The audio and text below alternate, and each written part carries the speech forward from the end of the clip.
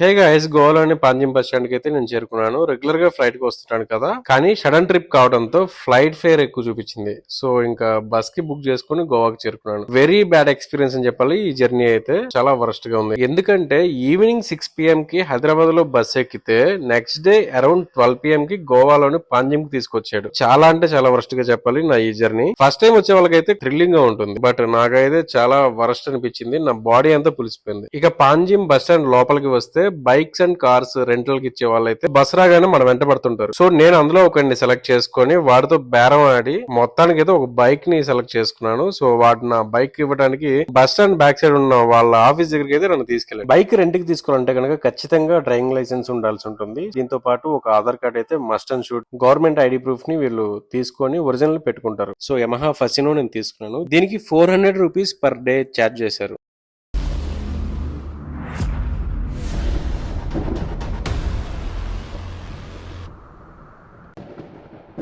Welcome to Vegas tattoo official. నేను మీ Raghav. So Goa ఒకప్పుడు కలకల్లాడుతూ ఉండేది. బిఫోర్ తో పోలిస్తే ఇప్పుడు గోవాలో టూరిస్టుల సంఖ్య చాలా తగ్గిందని చెప్పాలి. రీసెంట్ గా మీకు తెలిసిన విషయమే, ఆ గోవాలో మన తెలుగు వాళ్ళ మీద దాడులు చేసిన విషయం మీకు తెలిసిందే. సో అందులో ఒక పర్సన్ మృతి చెందారని చెప్పేసి అని న్యూస్ లో కూడా విన్నాం మనం. రెగ్యులర్ గా గోవా వచ్చే వాళ్ళు ఎటువంటి సిచ్యువేషన్ అయినా ఇక్కడికి వస్తూ ఉంటారు, కానీ ఎవరి జాగ్రత్తలో వాళ్ళు ఉండాలి. గోవా ఎందుకన్నా రెగ్యులర్ గా వెళ్తా ఉంటాం అని చెప్పేసి చాలా మంది అడుగుతూ ఉంటారు. గోవాకి మేము రెగ్యులర్ గా టాటూ ఫెస్టివల్ కానీ లేదా చిల్ అవటానికి ఫ్రెండ్స్ తో క్యాసినోకి ఇలా వస్తూ ఉంటాము. గోవా మాత్రం ఒక ఎమోషన్. గోవా లవర్స్ సపరేట్ ఉంటారనమాట. అందులో నేను ఒకడిని. బిఫోర్ నేను వచ్చినప్పుడు చాలా సందడిగా ఉండేది. చాలా మంది టూరిస్టులు ఇక్కడ ఎంజాయ్ చేయడానికి వచ్చేవాళ్ళు. సో ముఖ్యంగా మన హైదరాబాదీస్ అండ్ తెలుగు పీపుల్ ఎక్కువ మంది రావటం మనం చూస్తూ ఉంటాము. అలాగే ఇక్కడ క్యాసినోస్ కి వెళ్ళి ఆడేవాళ్ళు సంఖ్య ఎక్కువ ఉంటుంది. సో వాళ్ళు తప్పితే రిమైనింగ్ టూరిస్ట్ పీపుల్ ఎవరైతే ఉన్నారో వాళ్ళు ఇక్కడికి రావడం తగ్గించారు. ఫారినర్స్ కి గోవా అయితే హోమ్ టౌన్ లాగా అనమాట. నవంబర్, డిసెంబర్, జనవరి నుండి ఫిబ్రవరి దాకా వాళ్ళకి గోవాకి వచ్చే వెకేషన్ ప్లేస్. సో ఫారినర్స్ అయితే చాలా మంది వచ్చారని చెప్పాలి, కానీ మన ఇండియన్ పీపుల్ ఎవరైతే ఉన్నారో ఈ టూరిస్ట్ ప్లేస్ కి రావడం తగ్గించారు. రీజన్ ఇక్కడ పెరిగిన బడ్జెట్, లిక్కర్ ధరలు, అలాగే టూరిస్టుల మీద దాడులు అండ్ పోలీసింగ్. సో ఈ కారణాలతో గోవాకి రావడం చాలా మంది తగ్గించారు. సో ఇదే బడ్జెట్ లో మనం మంచిగా ప్లాన్ చేసుకుంటే థాయిలాండ్, బ్యాంకాక్ వెళ్ళొచ్చు అని చెప్పేసి చాలా మంది రీల్స్, వ్లాగ్స్ చేస్తున్నారు. సో నిజమే, కానీ మన టూరిస్ట్ ప్లేస్ ని మనం సపోర్ట్ చేయాలి కదా. అందుకే నేనైతే గోవాకి నా ఫేవరెట్ ప్లేస్, నేను రెగ్యులర్ గా వస్తానే ఉంటాను. సో వేరే కంట్రీకి వెళ్ళి మనం ఆ ప్లేస్ ని, వాళ్ళ ఇన్కమ్ ని మనం ఎందుకు పెంచాలి? సో గోవాలో చూడాల్సిన ముఖ్యమైన ప్లేసెస్ చాలా తక్కువ నిడివితో ఈ వీడియోలో మీకు చూపిస్తాను. Let's go. సో హోటల్స్ విషయానికి వస్తే ఫ్యాబ్ హోటల్, థాయిలాండ్ రిసార్ట్స్ అని చెప్పేసి అని సో మేక్ మై ట్రిప్ లో బుక్ చేస్తున్నాను. 3 days కి 4000, నాకు అరౌండ్ 4000 చేంజ్ పడింది. సో ఎమ్యూనిటీస్ అయితే బాగున్నాయి. పూల్ ఇచ్చాడు, సో కిచెన్ ఉంది. మీరు కూడా హోటల్స్ బుక్ చేసుకోవాలంటే మేక్ మై ట్రిప్ చాలా యాప్స్ ఉన్నాయి. డైరెక్ట్ గా కూడా వచ్చి బుక్ చేసుకుంటే ఇంకొంచెం తక్కువ పడే ఛాన్సెస్ ఉంటాయి. సో మెనీ హోటల్స్ అనమాట, ఎందుకంటే టూరిస్టులకి కంప్లీట్ ఫెసిలిటీస్ ఉన్నాయి అనమాట గోవాలో.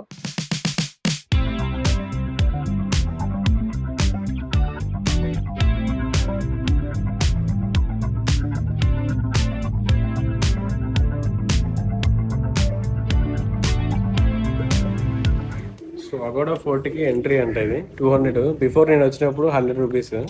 ఇప్పుడు మొత్తం పెంచేశారు. సో అగోడా ఫోర్ట్ లో ఏముంటదంటే మొత్తం ఇది ఒక జైలు. సో కింద ఒక ఫోర్ట్ ఉంటుంది, పైన ఒక ఫోర్ట్ ఉంటుంది. సో పైన కూడా ఎంట్రీ ఫీజు ఉంటుంది.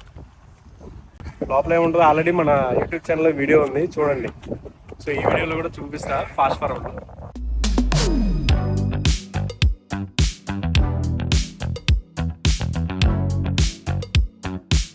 మనం ఎక్కడికి వెళ్ళినా చిల్ అవ్వాలి కదా.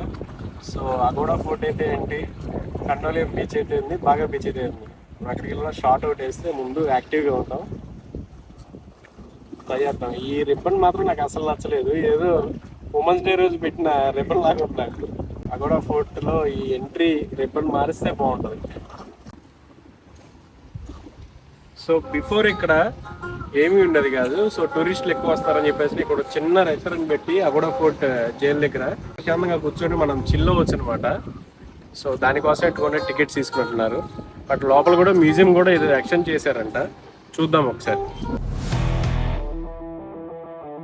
సో ఇక్కడ కనపడేవన్నీ జైలు గదులు అనమాట. సో ఈ గదుల్లోనే మన ఫ్రీడమ్ ఫైటర్స్ ని ఇక్కడ పెట్టి చిత్రహింసలకి గురి చేసేవారని చెప్పేసి చెప్తున్నారు. సో లోపల కొన్ని స్కల్ప్చర్స్ పెట్టారు, అంటే విగ్రహాలు లాగా పెట్టి ఇక్కడ ఎలా శిక్షిస్తారు ఏంటి అనేది కూడా ఇక్కడ లోపల చూపిస్తున్నారు. సో చూడండి, తలకిందులుగా వేలాడదీసి కొడుతున్నట్లు ఇక్కడ ఒక స్టాచ్యూస్ పెట్టి ఉన్నాయి. మొత్తం మీద నాకు నచ్చిన ప్లేస్ ఈ ఫిరంగి. సో ఈ ఫిరంగి దగ్గర కూర్చుంటే ఇక్కడ సముద్రం పక్కనే ఉంది, అలలు ప్లెజెంట్ గా ఉన్నాయి అన్నమాట. సో ఈ ఫిరంగి చూడడానికి అయితే ఇవ్వచ్చు 200.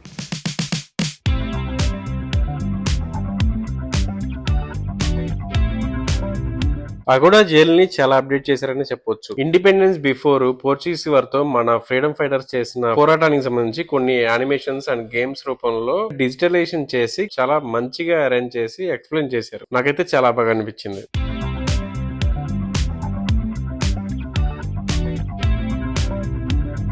సో చూసారుగా, గోవా కల్చర్ కి సంబంధించి, గోవా ఇండిపెండెన్స్ గురించి మొత్తం అంతా ఇక్కడ ఒక ఎగ్జిబిషన్ లాగా పెట్టారు. సో దీని గురించే ప్రైజెస్ పెంచారనుకుంటా. సో గోవా ఇన్ఫర్మేషన్ మొత్తం అయితే చక్కగా డిజిటల్ రూపంలో చాలా చక్కగా వివరించారు. లోపలైతే మీరు చూడండి.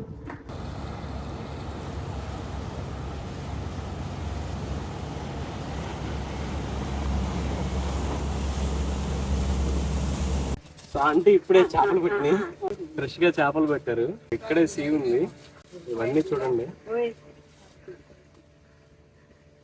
సో ఫ్రెష్ ఫిషెస్ ని పట్టుకొని లైవ్ గా దొరుకుతాయి ఇక్కడ గోవాలో. థ్యాంక్ యూ సో మచ్ అండి. Crab, is it crab? Is it crab? Yeah, crabs. Take the photo. Will bite na? No, yeah. Crabs కూడా ఇక్కడ పడ్డాయి. కెకడా కెకడా కెకడా అంటారంట క్రాబ్ ని. Crabs, it is English crabs. Yeah. Hindi में केकड़ा. కెకడా. ఆంటీ వాళ్ళ ఇంటి ఎదురుగానే సీ ఉంది. సో అందులో ఫ్రెష్ గా ఫిషెస్ బట్టి వీళ్ళు చక్కగా డైలీ వీళ్ళు కొనుక్కునే పని ఉండదు.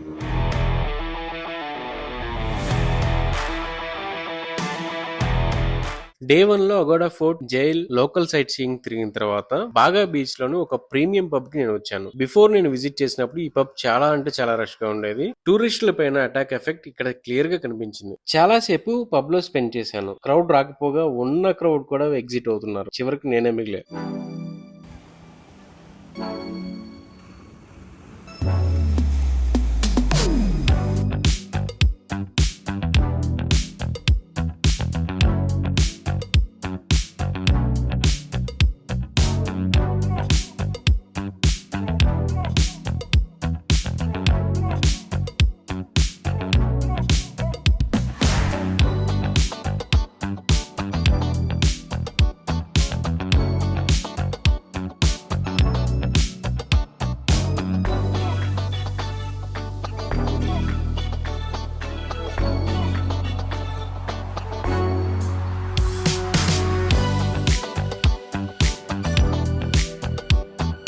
సో మనం ఇప్పుడు కండోలియం బీచ్ లో ఉన్నాము. సో బీచ్ అయితే చాలా ఎంటీగా ఉంది. బిఫోర్ తో పోలిస్తే క్రౌడ్ చాలా తక్కువ ఉందనే చెప్పాలి. ఎందుకంటే గోవాకి విజిటర్స్ చాలా మంది తగ్గుతున్నారు. రీజన్ ఇక్కడ మీకు ఇందాక చెప్పినట్లు చాలా మంది టూరిస్టులు ఇక్కడికి రావడం మానేశారు. సో ఇది సీజన్ కావడంతో ఫారినర్స్ మాత్రమే ఎక్కువ కనబడుతున్నారు. సో మన లోకల్ ఇండియన్స్ అయితే చాలా తక్కువ మంది ఉన్నారు. సో ఇదంతా కండోలియం.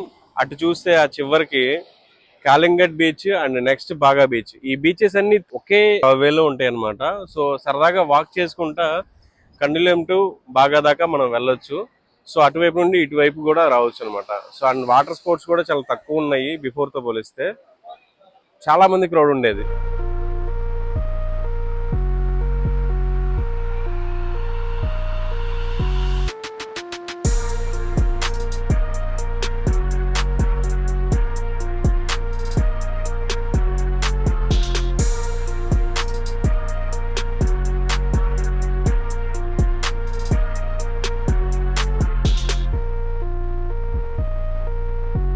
సో క్యాసినోస్ గోవాలో ముఖ్యంగా చాలా మంది తెలుగు పీపుల్ వచ్చేది క్యాసినోస్. తెలుగు పీపుల్ అనే కాదు, ఇండియా మొత్తం మీద గోవాలో క్యాసినోస్ గురించి ఇక్కడికి గోవాకి విజిట్ అవుతూ ఉంటారు. ఇక్కడ జరిగే క్యాసినోస్ చాలా హంబుల్ గా ఉంటాయి. ఈ పాంజిమ్ రోడ్డు మొత్తం క్యాసినోసే ఉంటాయి. బిగ్ డాడీ దగ్గర నుండి రాయల్ క్యాసినో ప్రైడ్ దగ్గర నుండి చాలా రకాల క్యాసినోస్ ఇక్కడ ఉన్నాయి. ఒక విధంగా నేను కూడా క్యాసినోస్ కి అప్పుడప్పుడు వెళ్తా ఉంటాను. సో ఇది నా రెగ్యులర్ యాక్టివిటీ అయితే కాదు, కానీ గోవా వచ్చినప్పుడు సో వన్ టైం విజిట్ కోసం నేను క్యాసినోకి వెళ్ళడం జరుగుతుంది. సో నేను రెగ్యులర్ గా వెళ్ళేది అంటే Big Daddy and Casino Pride కి వెళ్తుంటాను. డెఫినెట్ గా గోవా కనుక వస్తే క్యాసినో కూడా మీరు ట్రై చేయండి.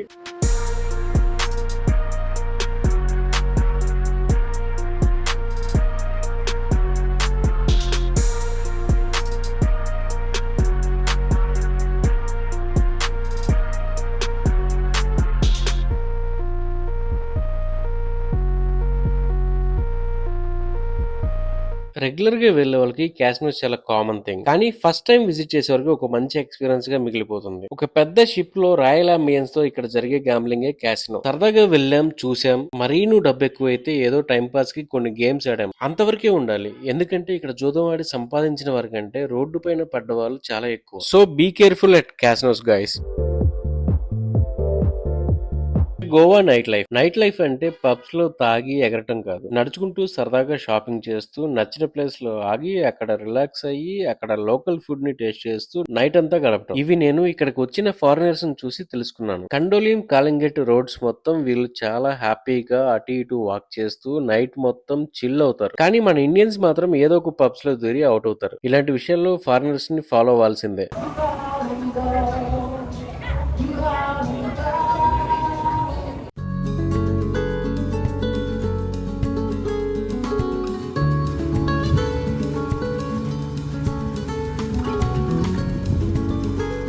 గోవాలో ఉన్న చర్చెస్ గురించి ప్రత్యేకంగా చెప్పాలి. పోర్చుగీస్ వారి కాలంలో కన్స్ట్రక్షన్ చేసిన చర్చెస్ చాలా ఉన్నాయి. వీరి ఆర్కిటెక్చర్ చాలా బ్యూటిఫుల్ గా ఉంటుంది. గమనించదగ్గ విషయం ఏంటంటే ఇప్పటికీ ఇవి చెక్కు చెదరకుండా వీరి మెయింటెనెన్స్ లోనే ఉన్నాయి.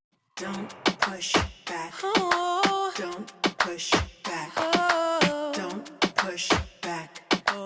Don't push back. Fountain has గోవాలో మస్ట్ విజిటింగ్ ప్లేసెస్ లో ఇది ఒకటి. పోర్చుగీస్ వారి హౌసెస్ అన్ని డిఫరెంట్ ఆర్కిటెక్చర్ తో కలర్ఫుల్ గా ఉండే ప్లేస్ ఇది. ఇక్కడ ఫొటోస్ దిగొద్దు అని చెప్పేసి చాలా సైన్స్ ఉంటాయి, కానీ ఫోటో షూట్ కి చాలా మంచి ప్లేస్ గా ఇది చెప్పొచ్చు. సో ఫౌంటైన్ హ్యాస్ పాంజింగ్ కి నియర్ బై ఉండే ఒక మంచి కాలనీ అన్నమాట. సో పోర్చుగీస్ వారు ఇక్కడ స్టే చేసి వాళ్ళ హౌసెస్ డిఫరెంట్ కలర్స్ లో ఉంటుంది. గోవా వస్తే కనుక తప్పకుండా విజిట్ అవ్వాల్సిన ప్లేస్ ఫౌంటైన్ హ్యాస్. జోసెఫ్ బారన్ అని చెప్పేసి ఉంటుంది. సో ఇక్కడ వీళ్ళ స్పెషల్ డ్రింక్స్ అవైలబుల్ ఉంటాయి. సో మీరు కూడా ఖచ్చితంగా ట్రై చేయండి ఫౌంటైన్ హ్యాస్ వస్తే. టైం చాలకపోవడంతో నేను ప్లాన్ చేసుకున్న విధంగా గోవాలోని అన్ని ప్లేసెస్ ని మీకు చూపించలేకపోయాను ఈ వీడియో. గోవాకి సంబంధించిన వీడియోస్ మన యూట్యూబ్ ఛానల్ అప్లోడ్ చేసి ఉన్నాయి. అలాగే మరిన్ని మంచి వీడియోస్ ఫ్యూచర్ లో అప్లోడ్ చేయబోతున్నాను మన యూట్యూబ్ ఛానల్. ఈ వీడియో మీకు నచ్చితే లైక్ చేయండి, అలాగే షేర్ చేయండి. Don't forget to subscribe our Vegas tattoo official. Thank you, love you all, by by.